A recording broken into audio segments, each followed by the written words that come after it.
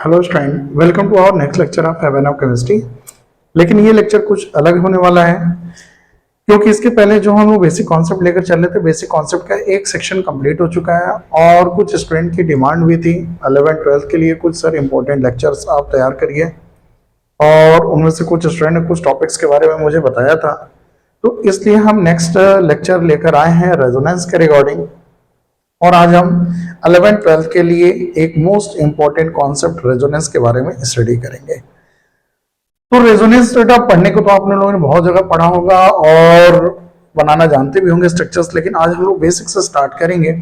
Resonance है क्या, ठीक है, और ये वर्ड आया क्यों। तो बेटा ध्यान देना, ये रेजोनेंस जो हम बात करते हैं, ये रेजोनेंस, पहली चीज मैं बता दूं रेजोनेंस के पढ़ने को पहले, केमिस्ट्री में बहुत सारी चीजें हमारी कल्पनाएं हैं, क्योंकि कुछ रिजल्ट हम देखते हैं केमिस्ट्री में इतना माइनर लेवल पर सारी चीजों का ऑब्जर्वेशन बहुत प्रॉपर पॉसिबल नहीं है, जिसके कारण हम जो ऑब्जर्वेशन करते हैं, यदि कोई हम मतलब ऑब्जर्वेशन हमें दिखता है तो उसके हिसाब से हम कंक्लूजन तैयार करते हैं कि ऐसी सिचुएशन चल रही होगी। ओके, तो उसी पॉइंट पर लेकर हम आज बात करने वाले हैं। तो बेटा रेजोनेंस की बात कहां से आई, इस चीज को हम शुरुआत करते हैं। तो जैसे यानी सिंपल सा हम लोगों ने ये बॉन्डिंग या स्ट्रक्चर्स बनाना देख लिया था, खासकर लेविस स्ट्रक्चर के थ्रू। तो जैसे कोई भी मॉलिक्यूल का लेविस स्ट्रक्चर हम इजीली बना सकते हैं, आपने सीखा भी होगा। जस्ट लाइक O3 का एक हम एग्जांपल लेते हैं कॉमन। तो O3 का जो स्ट्रक्चर है बनाया गया ऑक्सीजन डबल बॉन्ड ऑक्सीजन, और यहाँ पर एक coordinate bond oxygen. Coordinate bond simply covalent bond ही होता है, इसको नॉर्मल आप कोवेलेंट बॉन्ड की तरह भी रिप्रेजेंट कर सकते हो। ओके, क्लियर है। तो ये ऑक्सीजन का स्ट्रक्चर लेविस स्ट्रक्चर के थ्रू ऑलरेडी हम लोग बना सकते हैं। लेकिन अब यहां बात आई कि यार चलो ठीक है, ये तो स्ट्रक्चर बन रहा है, लेकिन बाद में एक्सपेरिमेंटली जब ऑब्जर्वेशन किया गया तो यहाँ पर ऑक्सीजन का यानी टेक्नोलॉजी थोड़ी सी हमारी बढ़ी, तो पाया गया कि ऑक्सीजन डबल बॉन्ड की जो लेंथ है ना, ठीक है, ये हमारी क्या है, छोटी होती है, और ऑक्सीजन सिंगल बॉन्ड की लेंथ बड़ी होती है। वैसे कॉमन चीज है, बॉन्ड एक अट्रैक्शन है, तो सिंगल बॉन्ड का मतलब यहाँ 1 पॉइंट अट्रैक्शन चल रहा है, डबल बॉन्ड का मतलब 2 पॉइंट अट्रैक्शन चल रहा है। तो ज्यादा अट्रैक्शन तो एटम्स क्लोज होंगे, तो बॉन्ड की लेंथ यानी छोटी होती है। बॉन्ड की लेंथ कैसे मेजर करते हैं, सिंपली एक एटम है यहाँ, उसके न्यूक्लियस से लेकर दूसरे एटम के न्यूक्लियस में, यानी एक एटम के न्यूक्लियस से दूसरे एटम के न्यूक्लियस तक के डिस्टेंस को बॉन्ड लेंथ हम बोलते हैं। क्लियर। तो पाया गया कि यार यहाँ पर बॉन्ड लेंथ डबल बॉन्ड जहां पर है वहां पर लेस है होती है, और यहाँ पर सिंगल बॉन्ड होती है वहां बॉन्ड लेंथ मोर होती है। ये ऑलरेडी एक्सपेरिमेंट के थ्रू इंफॉर्मेशन हमें थी। लेकिन जब O3 का स्ट्रक्चर बना और O3 के स्ट्रक्चर में दोनों तरफ की बॉन्ड लेंथ जजमेंट करने की बात आई, तो यहां पर ये पाया गया कि दोनों बॉन्ड की लेंथ बराबर जा रही है भाई। तो ये कैसे पॉसिबल कि हम अलग देख रहे हैं अलग कंडीशन में। तो हमारा क्या भाई, डबल बॉन्ड की लेंथ छोटी है और सिंगल बॉन्ड की लेंथ बड़ी है। बेसिकली मैं लेंथ भी बता दे रहा हूं, ये जो बॉन्ड की लेंथ थी अप्रॉक्स ऑक्सीजन की मैं बात कर रहा हूं। ऑक्सीजन यदि डबल बॉन्ड है तो इसकी जो लेंथ होती है 121 पिकोमीटर होती है, और ऑक्सीजन सिंगल है। ये मत सोचो कैसे सिंगल बना है, इसके बगल में कुछ दूसरे एटम जुड़े होंगे, उससे मतलब नहीं, ऑक्सीजन 2 बॉन्ड बनाता है। तो ये जो लेंथ आई 121 पिकोमीटर, अरे सॉरी ये 121, और ये हमारी सिंगल बॉन्ड की लेंथ 148 पिकोमीटर। ये एक्सपेरिमेंटल डेटा के थ्रू मिला। ओके, लेकिन जब इस दोनों बॉन्ड की लेंथ को चेक किया गया तो पाया गया कि यार ये तो दोनों तरफ की बॉन्ड लेंथ बराबर है, दोनों लेंथ की बॉन्ड लेंथ बराबर है दोनों साइड की, और ये बॉन्ड लेंथ थी क्या चीज, 128 पिकोमीटर, 128 पिकोमीटर। तो यहां से अब कंक्लूजन देखो, ध्यान देना, बॉन्ड लेंथ ही एक्चुअल मेजर किया गया। अब यहां से कॉन्सेप्ट लगाया गया, एक्चुअल 128 पिकोमीटर, ये तो न तो सिंगल बॉन्ड लेंथ के बराबर है न तो डबल, ये तो इसके बीच में लाई कर रहा है। यानी सिंपली आप कह सकते हो कि सिंगल बॉन्ड की लेंथ 148 है, इसमें पूरी तरह डबल बॉन्ड आ जाए तो 121, लेकिन पूरी तरह डबल बॉन्ड ना आ जाए, डबल बॉन्ड का थोड़ा सा कैरेक्टर या इफेक्ट आ जाए, तो डबल बॉन्ड जितना छोटा नहीं होगा लेकिन थोड़ा तो छोटा होगा ना। क्योंकि बॉन्ड क्या है, बॉन्ड अट्रैक्शन। तो मैंने कहा डबल बॉन्ड यानी पूरी तरह से दूसरे बॉन्ड का अट्रैक्शन इन्वॉल्व हो जाए तो 121 हो जाता, क्लियर है। लेकिन मैंने कहा सिंगल बॉन्ड, इसमें थोड़ा सा डबल बॉन्ड वाला अट्रैक्शन काम करने लगे तो थोड़ा सा तो और छोटा होगा ना, ठीक है। और ये जाहिर सी बात, थोड़ा सा और छोटा होने के बाद जनरली इसके और इसके बीच में वो बॉन्ड लेंथ रहेगी। तो वही चीज जब स्टडी की गई तो पाया गया कि दोनों तरफ की बॉन्ड लेंथ क्या है भाई, 128 है, क्लियर है। तो इसका मतलब तुरंत दिमाग लगाया गया, इसका मतलब क्या है भाई, ये डबल बॉन्ड जो है ना, एक जगह जो हम फिक्स दिखा रहे हैं ये है नहीं फिक्स। एक्चुअली डबल बॉन्ड के इलेक्ट्रॉन्स ये दोनों जगह घूम रहे हैं, इधर भी इधर भी इधर भी इधर भी, जिसके कारण डबल बॉन्ड का थोड़ा थोड़ा अट्रैक्शन दोनों तरफ बट गया है।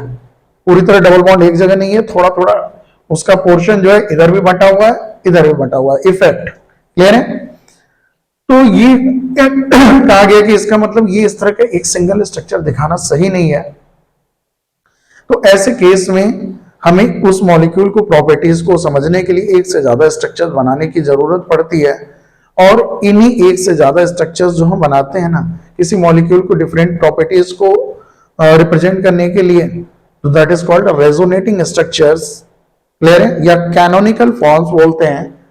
और इस फेनोमेनन को एक से ज्यादा रेजोनेटिंग स्ट्रक्चर्स बनाने की, that is called resonance. Okay, तो मैंने कहा फिर से समझ लेते हैं रेजोनेंस है क्या। रेजोनेंस मैंने कहा कि कुछ मॉलिक्यूल ऐसे होते हैं कुल मिलाकर सिंपल सा, जिनको एक सिंगल स्ट्रक्चर के थ्रू उनकी प्रॉपर्टीज को दिखा पाना पॉसिबल नहीं है।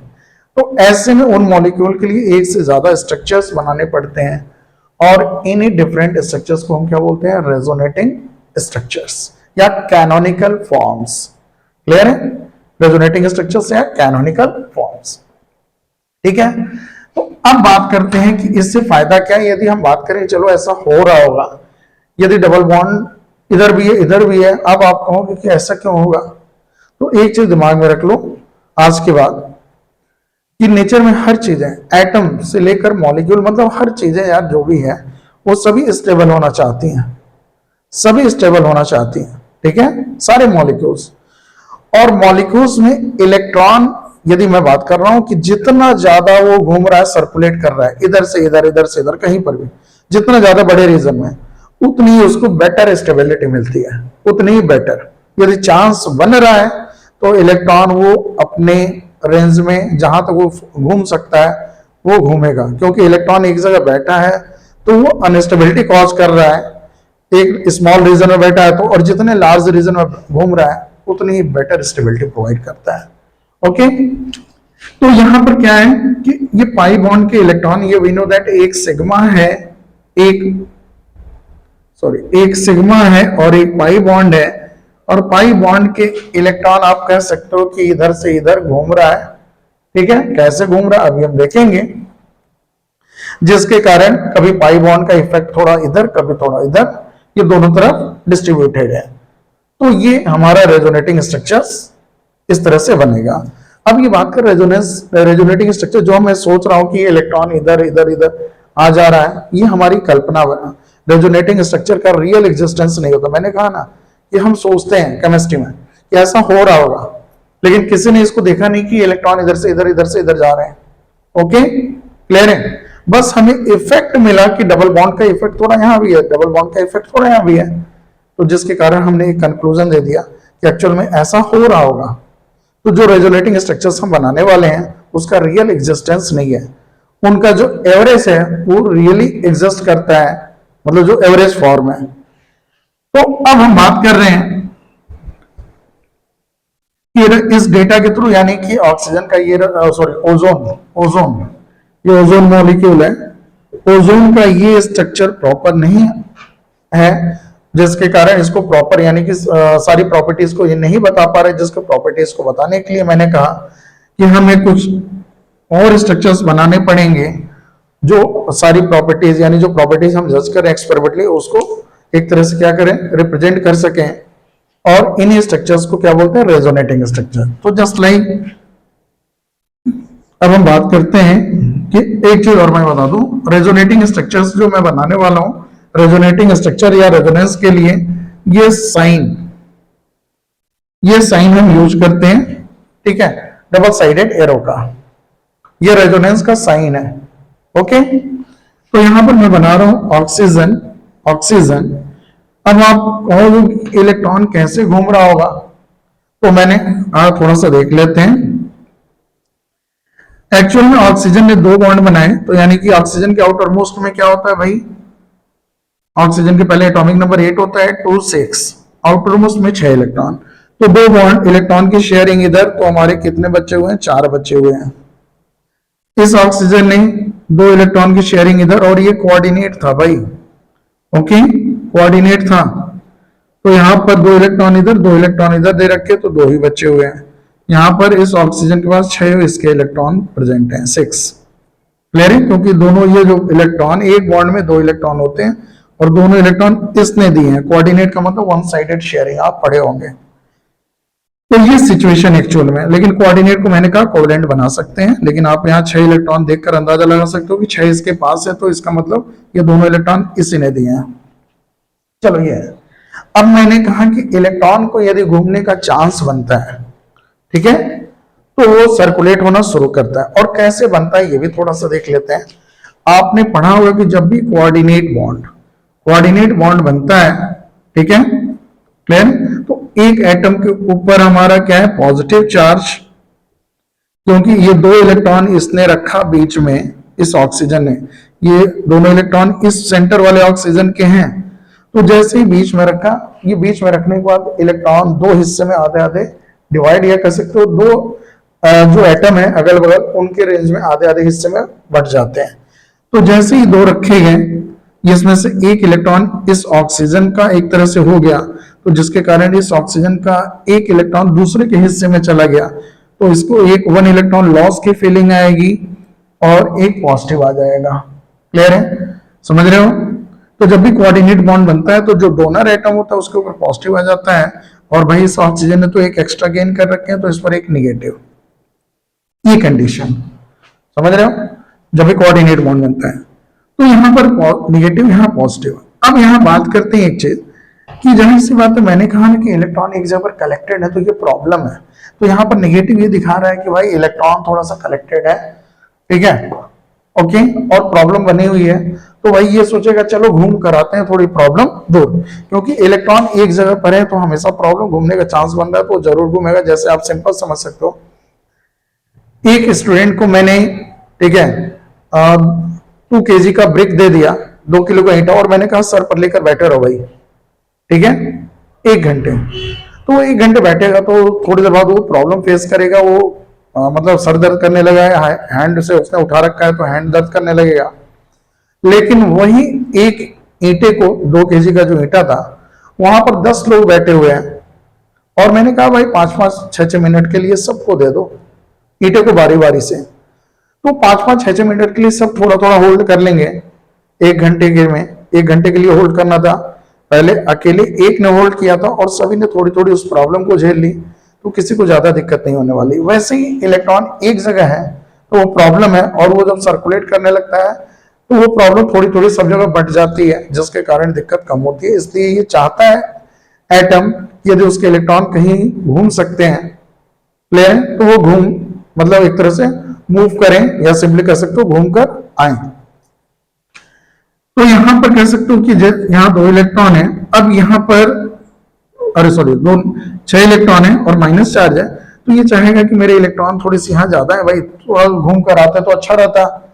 तो ये क्या करेगा कि 2 इलेक्ट्रॉन यहां पर देकर बॉन्ड बनाने की कोशिश करेगा कि भाई ये 2 इलेक्ट्रॉन इधर दो, बॉन्ड बन जाएगा, क्लियर है, थोड़ा सा और दूर तक ये घुमाएंगे। लेकिन जैसे ही ये बॉन्ड बनाने की कोशिश कर रहा है ये 2 इलेक्ट्रॉन देकर, यहां पर इस ऑक्सीजन को प्रॉब्लम, क्योंकि इस ऑक्सीजन के पास 4 ऑर्बिटल पूरी तरह भरे पड़े हैं, ठीक है, ऑक्सीजन के पास आउटर मोस्ट में 4 ऑर्बिटल होते हैं, 4 ऑर्बिटल भरे पड़े हैं, तो इसके बाद बिल्कुल जगह नहीं है। तो जैसे ही ये फोर्स करेगा कि नहीं भाई इलेक्ट्रॉन हम भेज रहे हैं, ये ऑक्सीजन क्या करेगा, अपना एक बॉन्ड इधर से, एक सिग्मा है एक पाई है, पाई बॉन्ड वीक होता है, एक पाई बॉन्ड को तोड़ कर क्या करेगा भाई आगे शिफ्ट कर देगा, कहेगा कि भाई उधर से हमें फोर्स आ रहा है और इस बॉन्ड को तोड़ना पड़ेगा।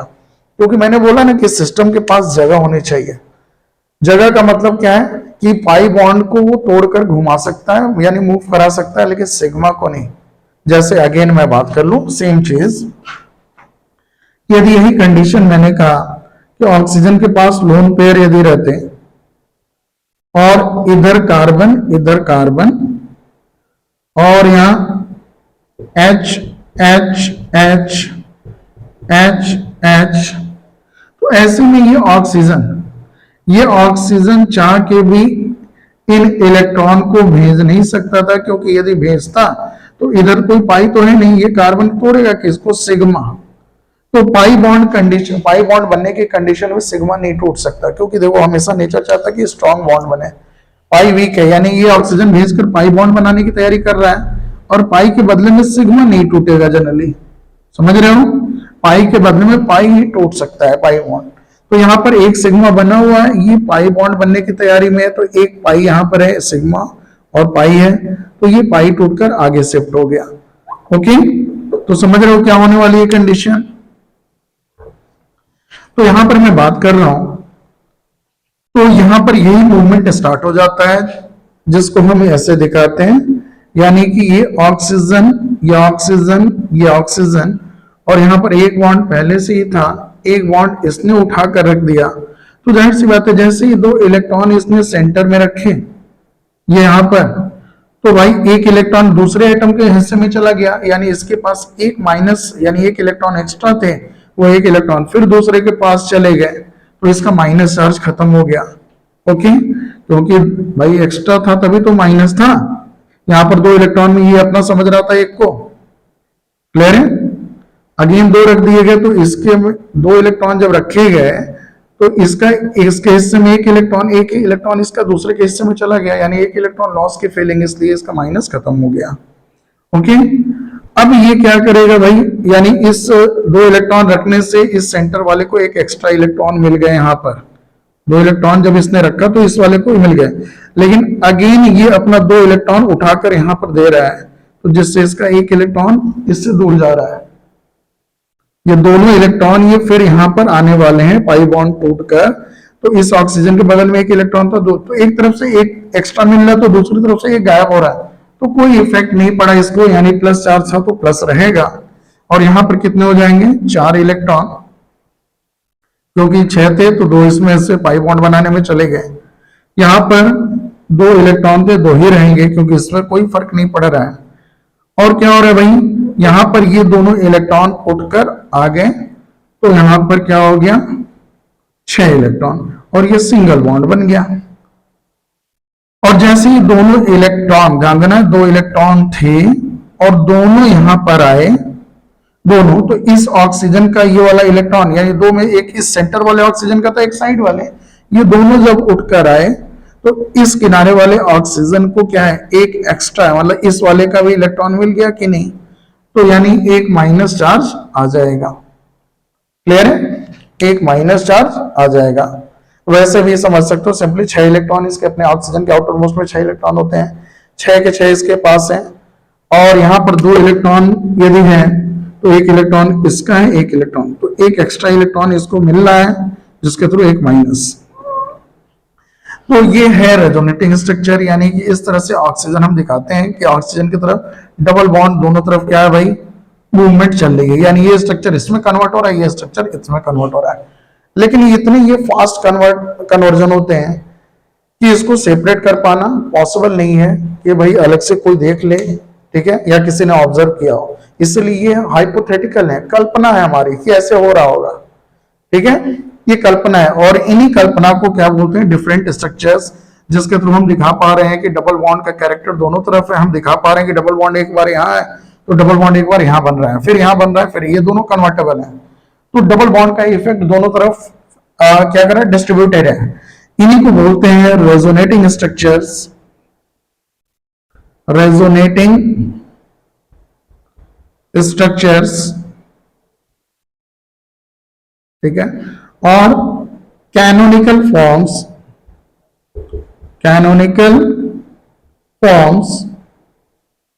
और कंट्रीब्यूटिंग स्ट्रक्चर्स दिख रहा है, इसको हम क्या कंट्रीब्यूटिंग स्ट्रक्चर्स बोल सकते हैं। ओके, मैं यहां पर आगे लिख दे रहा हूं, और कॉन्ट्रीब्यूटिंग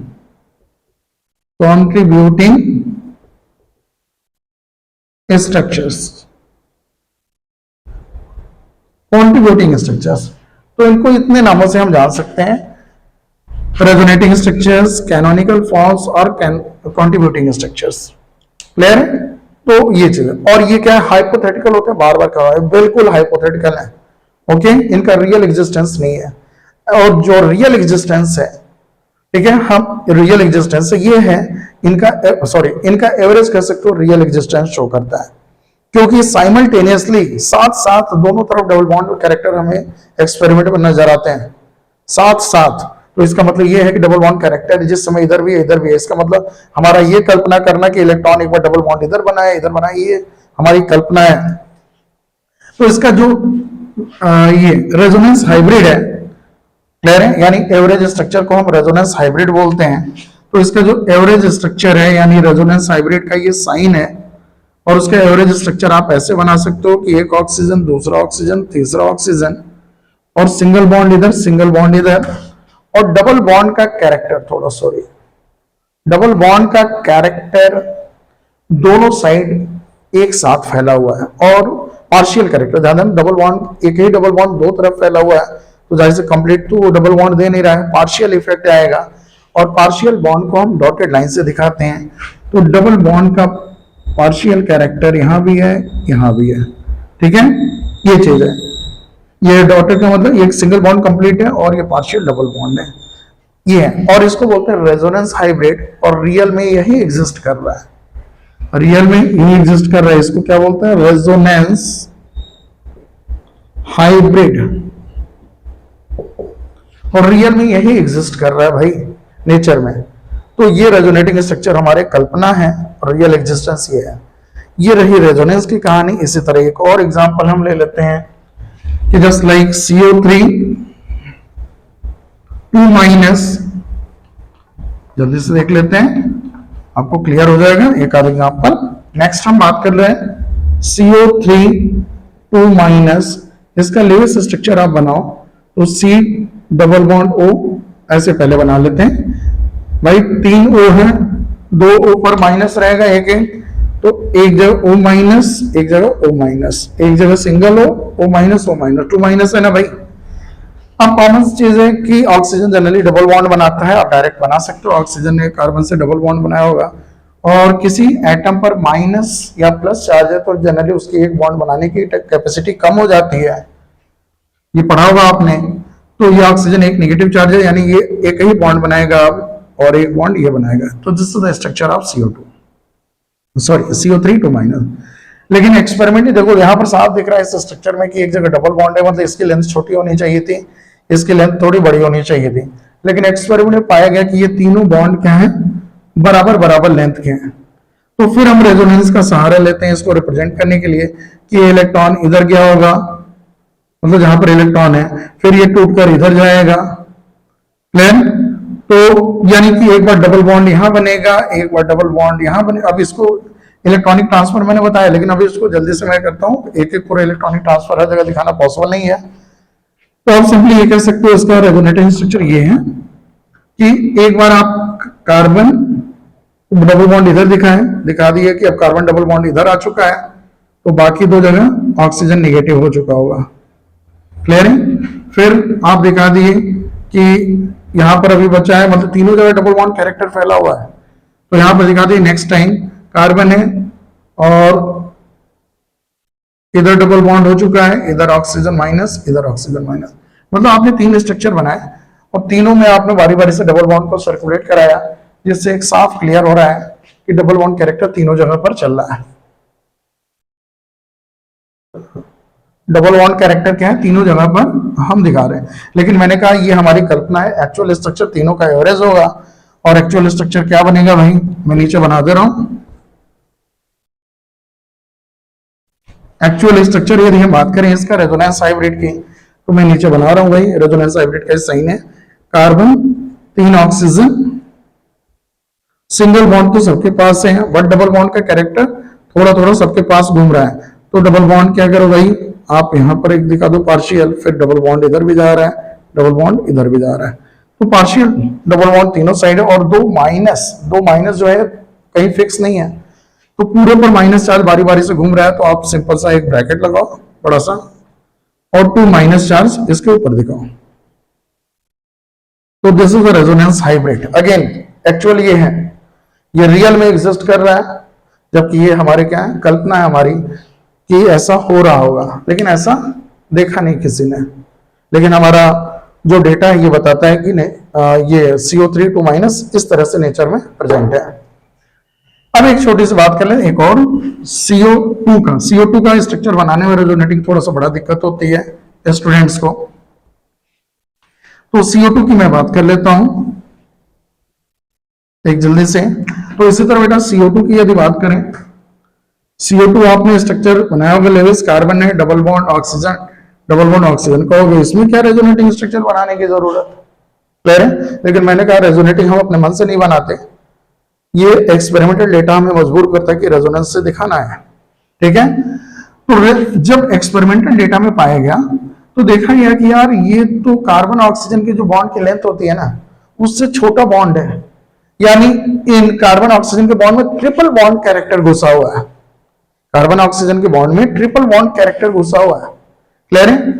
तो इस ट्रिपल बॉन्ड कैरेक्टर को दिखाने के लिए, ठीक है, हम क्या करते हैं, एक बार दिखाते हैं कि यहां पर कार्बन ऑक्सीजन के बीच ट्रिपल बॉन्ड बना है, ठीक है, फिर दिखाते हैं एक बार इधर यहां पर बना है, ट्रिपल बॉन्ड कैरेक्टर दोनों जगह है, ठीक है। तो यहां पर oxygen carbon oxygen triple bond character यहां दिखा दिया, तो जाहिर से कार्बन 4 ही बॉन्ड बना सकता है, तो बाकी सिंगल बॉन्ड इधर रहा होगा, क्लियर है। इन द सेम वे एक रेजोनेटिंग स्ट्रक्चर और बनाते हैं इसका, जिसमें ट्रिपल बॉन्ड कैरेक्टर क्या है, इस साइड दिखा देते हैं, दिख रहा है, यानी oxygen triple bond carbon oxygen, ये चीज है, ओके।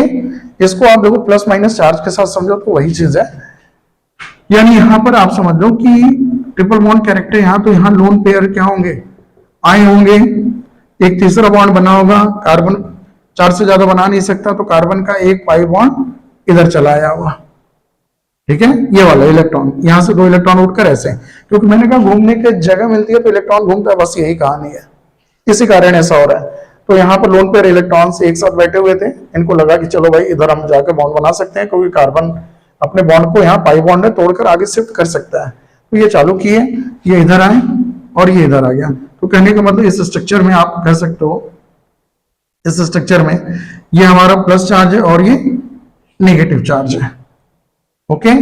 इसी तरह इस स्ट्रक्चर में आप कह सकते हो कि इस ऑक्सीजन ने इधर किया तो यहाँ क्या हो गया, ये टूटकर आगे शिफ्ट हो गया, तो यहां पर क्या है भाई, प्लस चार्ज है, ये माइनस चार्ज है, क्लियर, ओके। तो ये चीज है, आपको चाहो तो एरो के थ्रू दिखा सकते हो, नहीं भी दिखा सकते हो, लेकिन अभी फिलहाल रेजोनेंस का मतलब समझो। तो ये रही बेटा रेजोनेटिंग स्ट्रक्चर से कहानी। तो यहां पर अब बात करें CO2 का एक्चुअल रेजोनेटिंग स्ट्रक्चर से बात करें, अरे रेजोनेंस हाइब्रिड, तो ये तो रहा भाई रेजोनेटिंग स्ट्रक्चर्स, ये single arrow double sided arrow का मतलब रेजोनेटिंग स्ट्रक्चर आपने बनाया। और इसका रेजोनेंस हाइब्रिड में बात करता हूं तो बहुत कॉमन चीज है, कार्बन है, ऑक्सीजन है, डबल बॉन्ड इधर भी है, डबल बॉन्ड इधर भी है। एक्सपेरिमेंट क्या पाएगा, ट्रिपल बॉन्ड कैरेक्टर दोनों साइड है, ट्रिपल बॉन्ड हमने दिखाया एक बार उधर एक बार इधर, यानी पार्शियल ट्रिपल बॉन्ड कैरेक्टर दोनों साइड घूम रहे हैं। This is the resonance hybrid of CO2, okay. तो इतनी चीजें बताया ना, अभी रेजोनेंस में बहुत सारी चीजें पढ़नी है, थोड़ा सा आगे नेक्स्ट क्लास में बाकी हम लोग और इस पर वर्क करेंगे, स्टेबिलिटी देखेंगे, सारी क्राइटेरिया देखेंगे, लेकिन ये बेसिक कॉन्सेप्ट आपको क्लियर हो गया तो जहां तक मेरा ख्याल है रेजोनेंस कभी दिक्कत नहीं करेगा। कि रेजोनेंस बस इतना दिमाग में रखना कि इलेक्ट्रॉन घूमना चाहता है और इलेक्ट्रॉन यदि घूम सकता है, उसके पास पॉसिबिलिटी है तो पूरे मॉलिक्यूल में घूमता है, यदि पॉसिबिलिटी है तो, जितनी पॉसिबिलिटी है उतना घूमेगा, ओके। तब तक के लिए बाय बाय, नेक्स्ट लेक्चर में आगे की चीजें हम लोग देखेंगे, ओके।